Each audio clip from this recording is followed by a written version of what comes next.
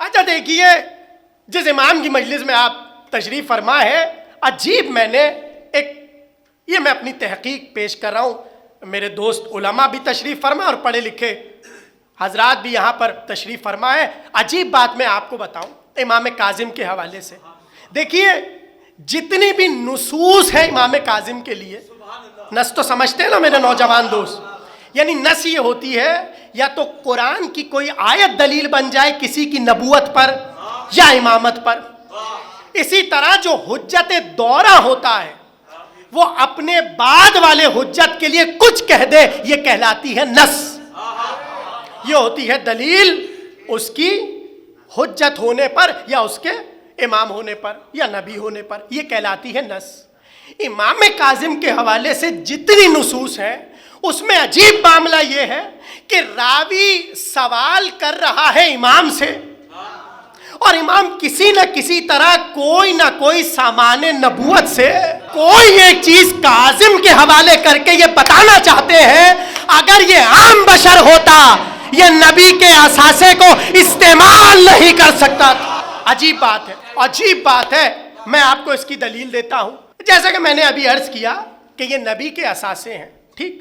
اس میں ایک اور اثاثہ ہے جو کہ میراث نبی ہے، اور وہ کیا ہے؟ عصا. عصا تو معلوم ہے نا آپ کو.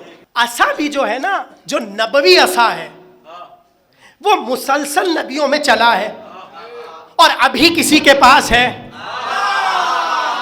پتا ہے نا کس کے پاس ہے؟ اس کے پاس ہے جو کعبے کی دیوار سے پشت لگا کر کھڑا ہوگا اور یہودیوں کو کہے گا یہ دیکھو عصائے موسیٰ، سنو اگر مجھ پر ایمان نہیں لاؤ گے تو تم سے زیادہ بہتر کون جانتا ہے اسی عصا کو اژدہا بنانے میں دیر نہیں ہے. ان کے پاس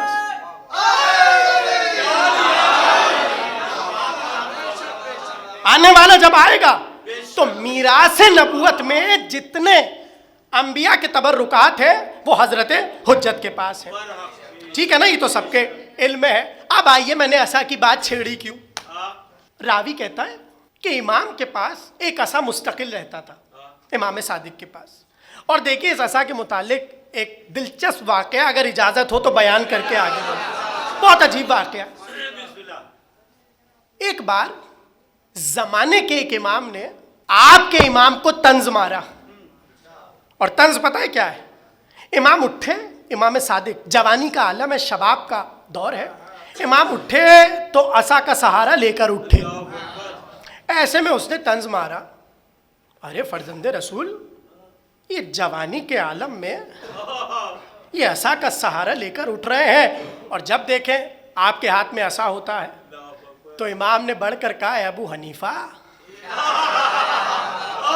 یہ میں سہارے کی وجہ سے عصا ساتھ لے کر نہیں پھرتا، بلکہ زمانے کو دکھانا چاہتا ہوں کہ عصائے رسول سوا ہمارے کسی کے پاس، یہ میں دکھانا چاہتا ہوں. اب جیسے ہی انہوں نے جملہ سنا تو لکھنے والے نے لکھا کہ وہ فوراً سے بڑھے اور بس چاہا کہ کسی طرح میں عصا کو چوم لوں. حالانکہ ایک بہت بڑی فقہ کے امام ہے، لیکن انہوں نے نبی کے عصا کو چومنے پر بدعت نہیں کہا، بلکہ خود چاہا کہ میں جلدی سے اٹھوں، بڑھوں، بوسہ لے لوں. اب امام کھڑے ہوئے تھے، وہ جیسے ہی بڑھے کہ میں اس کا بوسہ لوں، امام نے عصا کو پیچھے کر دیا. اور وہ گھبرا گئے کہ ہم تو بوسہ لینے کے لیے آگے بڑھے تھے، انہوں نے عصا پیچھے کر دیا. امام نے عصا کو پیچھے کیا، اپنی قبا کی آستین کو الٹنا شروع کیا. کہا بوسہ کیوں دے رہے ہو؟ کہا رسول کا عصا ہے. کہا اگر دینا ہی ہے عصا کو کیا دے رہے ہو؟ ان رگوں میں لہو دو.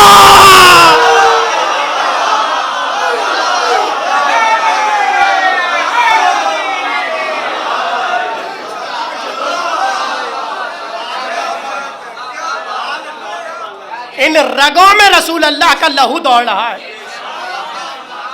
اگر تم نسبت رسول کے سبب بوسہ دینا چاہتے ہو تو ان ہاتھوں کو بوسہ دو، ہاتھوں کو بوسہ. ٹھیک ہے نا؟ تو یہ ہے عصا امام کے پاس.